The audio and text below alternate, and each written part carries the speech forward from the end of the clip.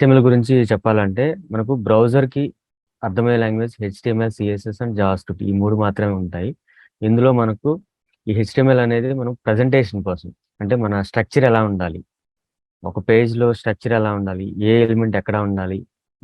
మనకు ఏ డిజైన్ అంటే మనకు హెడ్డింగ్, కంటెంట్ ఇట్లా పారాగ్రాఫ్ ఇట్లా డిఫరెంట్ ఎలిమెంట్స్ ఉంటాయి గదా! అందులో నుంచి మనకు ఏ ఎలిమెంట్ ఎక్కడ ఉండాలి? ఏ ఏ స్టైల్‌తో ఉండాలి? ఎలా ఉండాలి? అనేది స్ట్రక్చర్డ్‌ని డిఫైన్ చేస్తాం ఈ హెచ్టిఎంఎల్‌లో.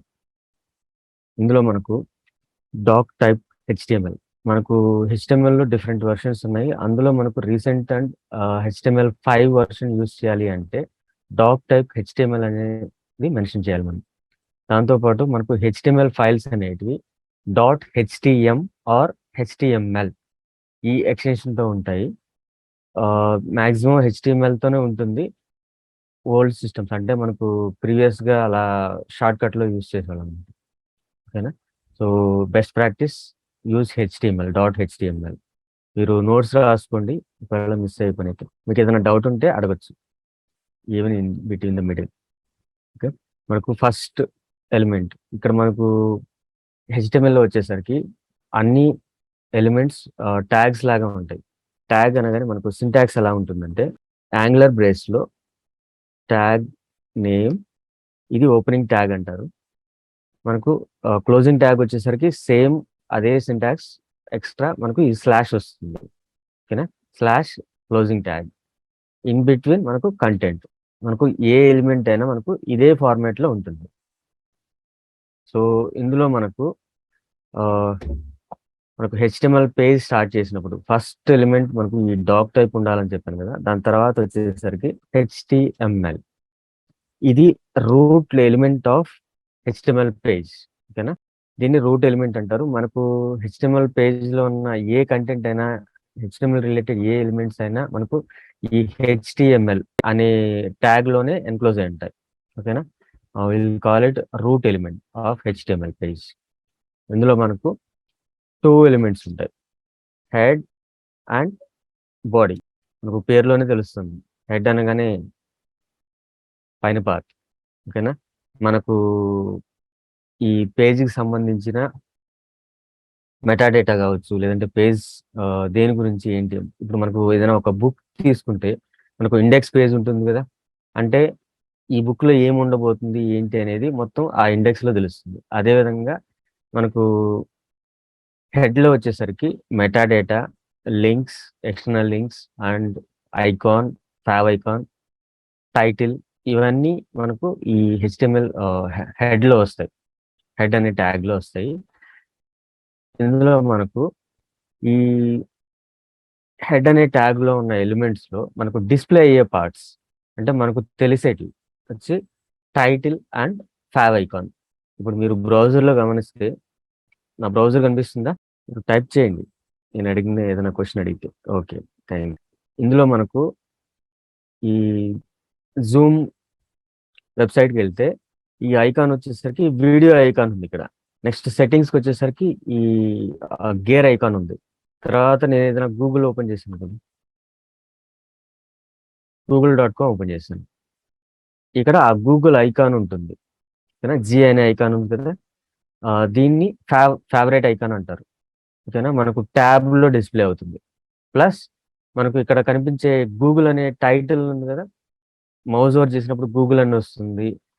ఈ టైటిల్‌ని మనం ఈ హెడ్ ట్యాగ్‌లో ఇస్తాం. అది ఇవి 2 మాత్రమే మనకు డిస్‌ప్లే అయ్యే పార్ట్స్ హెడ్ పార్ట్‌లో.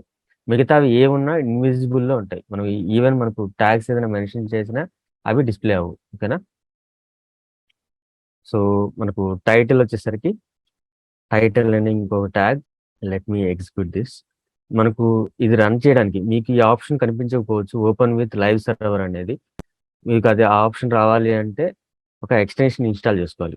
ఇక్కడ మీరు సైడ్ ప్యానెల్‌లో చూస్తే విజువల్ స్టూడియో కోడ్‌లో ఎక్స్‌టెన్షన్స్ అని చెప్పని ఒక ఐకాన్ ఉంటుంది. దానిపైన క్లిక్ చేసి ఇక్కడ మీరు లైవ్ సర్వర్ అని టైప్ చేస్తే ఇక్కడ వస్తుంది. దాన్ని క్లిక్ చేసి ఆల్రెడీ ఇన్‌స్టాల్ చేసున్నాను కాబట్టి డిజేబుల్ అనే ఆప్షన్ ఉంటుంది. Disable and uninstall. ఒకవేళ మీరు కొత్తగా చేసేటప్పుడు ఇన్‌స్టాల్ అనే ఆప్షన్ ఉంటుంది. ఇన్‌స్టాల్ చేయండి. దాంతో పాటు మీకు ఇంకొక ప్రెటియర్ అని ఒక ఎక్స్టెన్షన్. ఇది ఎందుకు యూజ్ చేస్తారంటే మనకు మన కోడ్ని ఆర్గనైజ్డ్గా పెట్టుకోవడానికి, ఫార్మేటింగ్ చేయడానికి ఇది యూజ్ చేస్తారు. మనం తర్వాత వర్క్ చేసేటప్పుడు నేను ఎలా చేయాలి ఏంటనేది చెప్తాను. ఓకేనా? ఈ 2 ఎక్స్టెన్షన్స్ ఇంపార్టెంట్. అవి ఇన్‌స్టాల్ చేసుకోండి మీరు. ఇందులో నేను ఈ హెచ్టీఎంఎల్ ఫైల్‌ని రన్ చేస్తున్నాను. మనకు 2 వేస్‌లో రన్ చేయొచ్చు.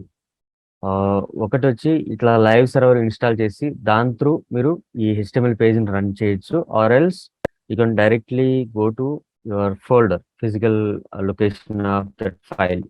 ఇక్కడ మనకు హెచ్టీఎంఎల్ B2 అనే ఫోల్డర్‌లో ఇంట్రడక్షన్ డాట్ హెచ్టీఎంఎల్.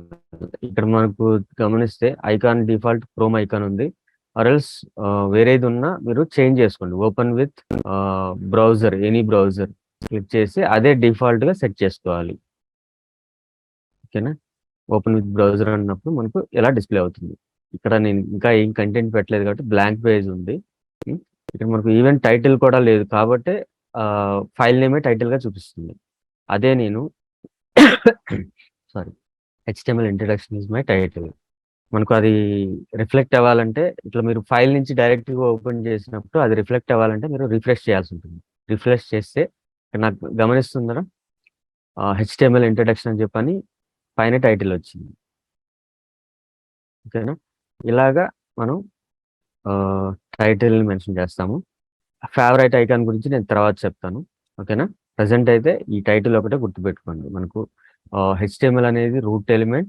అందులో 2 ఎలిమెంట్స్ బేసిక్‌గా ఉంటాయి. మొదటిదొచ్చి హెడ్, రెండోది బాడీ.